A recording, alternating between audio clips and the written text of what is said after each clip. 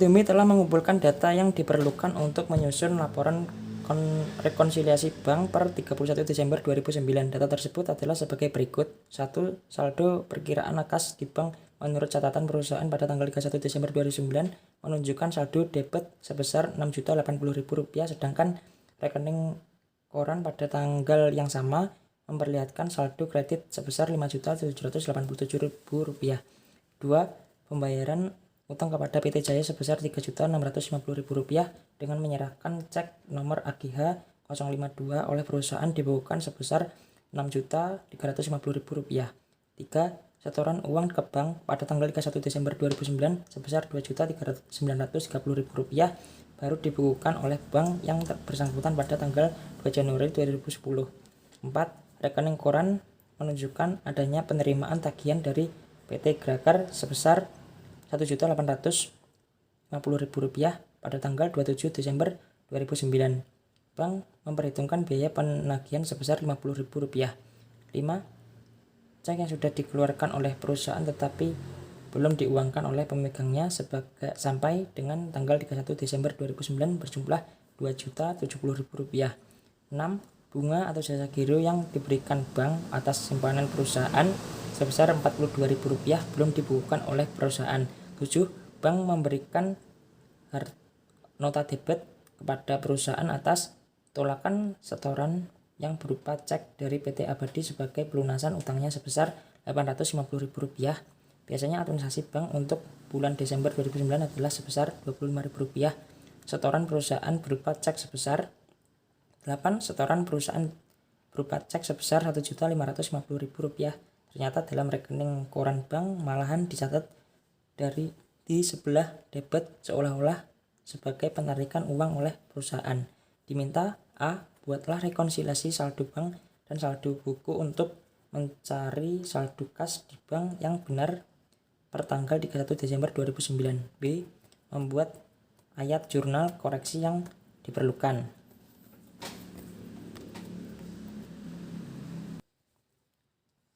Di sini kita akan membuat rekonsiliasi bank per tanggal 31 Desember 2009. Yang perlu diperhatikan yaitu yang pertama, menuliskan nama perusahaan yaitu PT Indomie, kemudian jenis laporannya rekonsiliasi bank, lalu periodenya per tanggal 31 Desember 2009.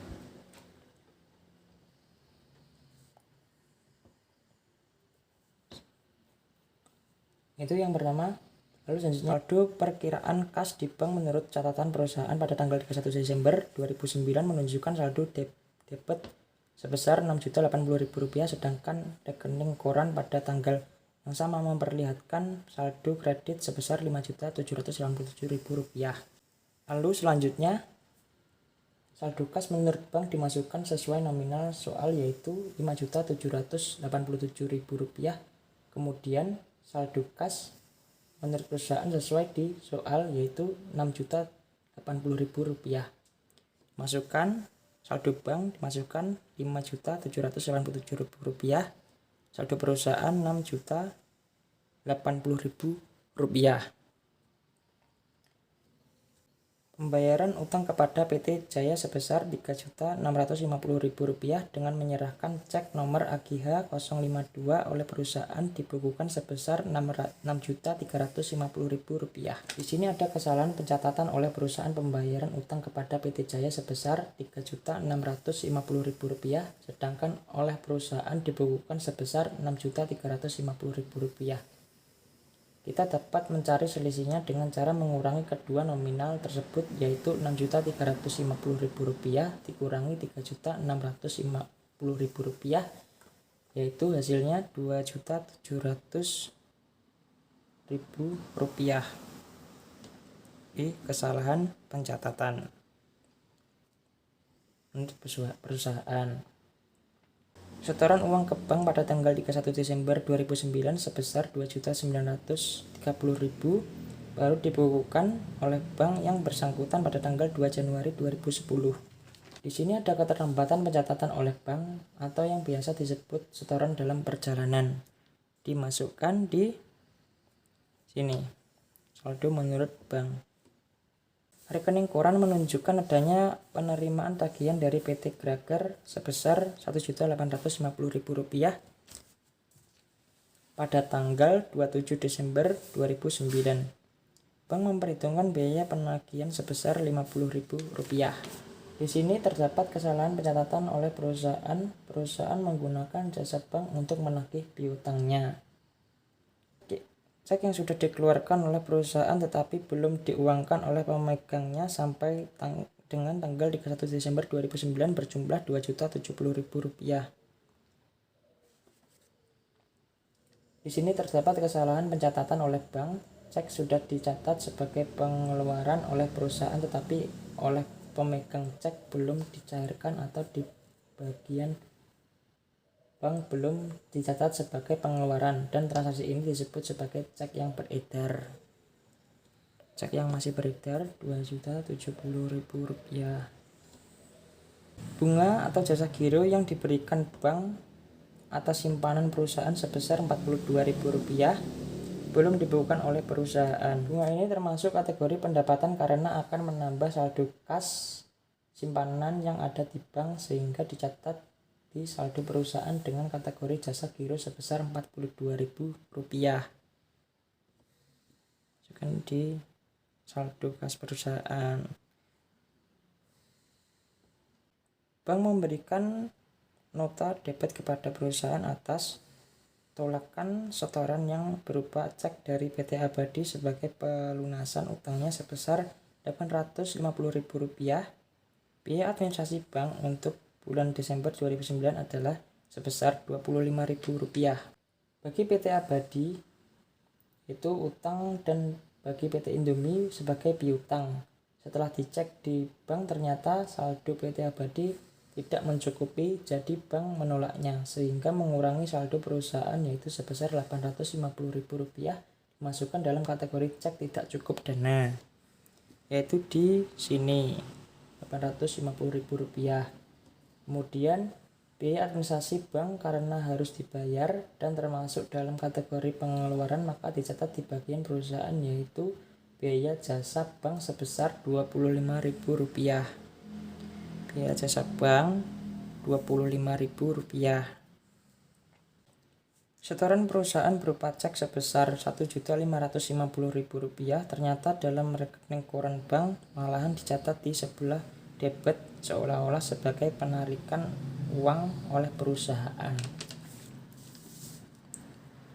Di sini dimasukkan di bagian saldo bank dengan kategori kesalahan pencatatan sebesar Rp3.100.000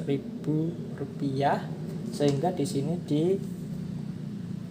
ditotalkan saldo yang sebenarnya yaitu Rp9.747.000.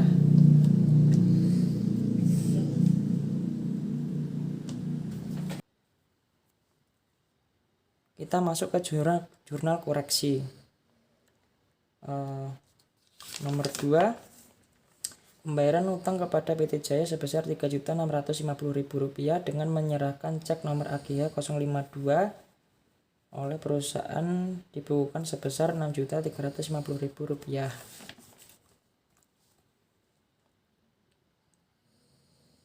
Kas di debit utang usaha dikredit sebesar selisihnya yaitu Rp6.350.000 dikurangi Rp3.650.000 menjadi Rp2.700.000 karena pembayaran utang ini dicatat terlalu tinggi PT Indomie. Nomor 4 dan 7 yaitu bisa digabung menjadi satu, yaitu bank memperhitungkan biaya penagihan sebesar Rp50.000 dan biaya administrasi bank untuk bulan Desember 2009 adalah sebesar Rp25.000. Digabung menjadi satu menjadi Rp75.000.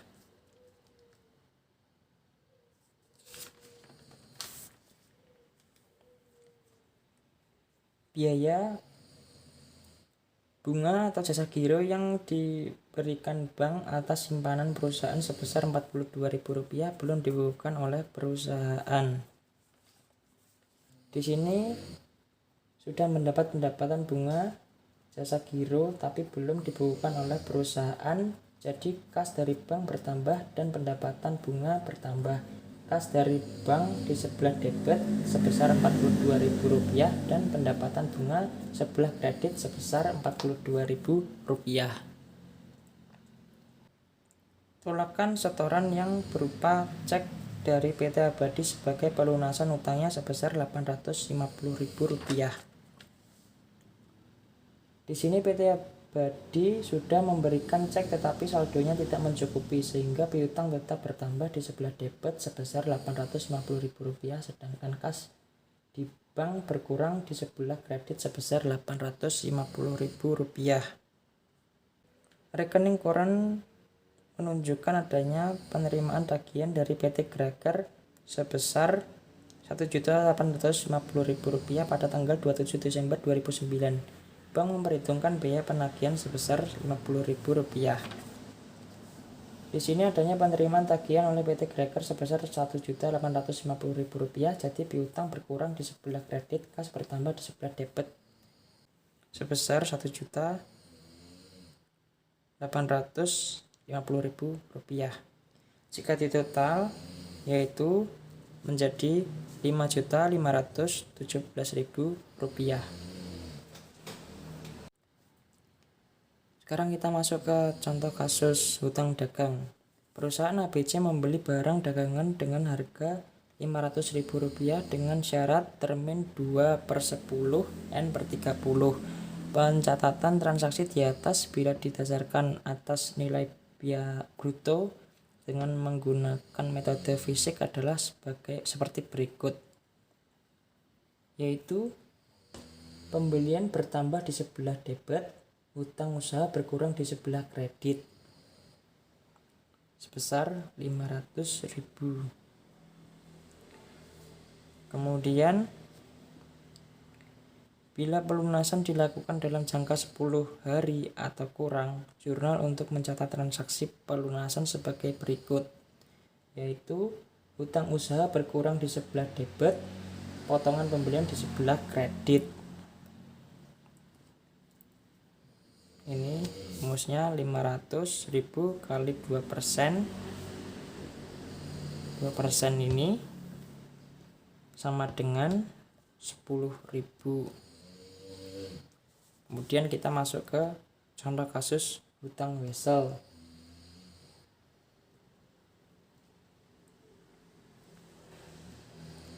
Pada tanggal 2 Juni 2002, perusahaan ABC membeli barang dagangan dengan harga Rp500.000. Pembayarannya dilakukan 3 bulan kemudian. Perusahaan ABC memberikan surat kesanggupan membayar dalam bentuk promes atau wesel dengan memberikan bunga 12% per tahun. Jumlah jatuh tempo wesel tanggal 31 Agustus 2002. Transaksi di atas oleh perusahaan ABC dicatat pada tanggal 2 Juni 2002 dengan jurnal sebagai berikut, yaitu tanggal 2 Juni pembelian di sebelah debit dan hutang wesel di sebelah kredit.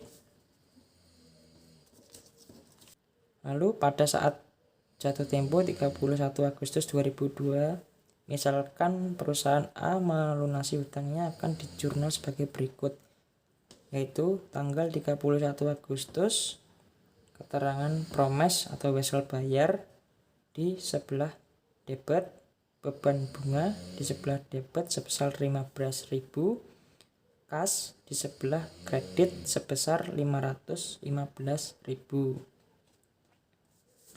Apabila transaksi pembelian barang dagangan terjadi pada tanggal 1 November 2002, maka diperlukan agar jurnal untuk mencatat beban bunga dan bunga yang masih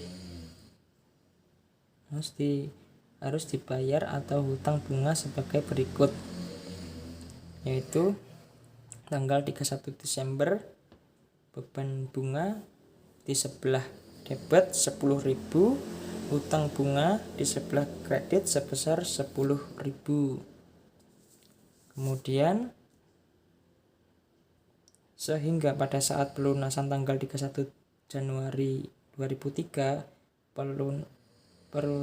perusahaan akan menjurnal sebagai berikut, yaitu tanggal 31 Januari promes atau wesel bayar berada di sebelah debit sebesar Rp500.000, beban bunga di sebelah debit sebesar Rp5.000, hutang bunga berada di sebelah debit sebesar Rp10.000, dan kas berada di sebelah kredit sebesar Rp515.000.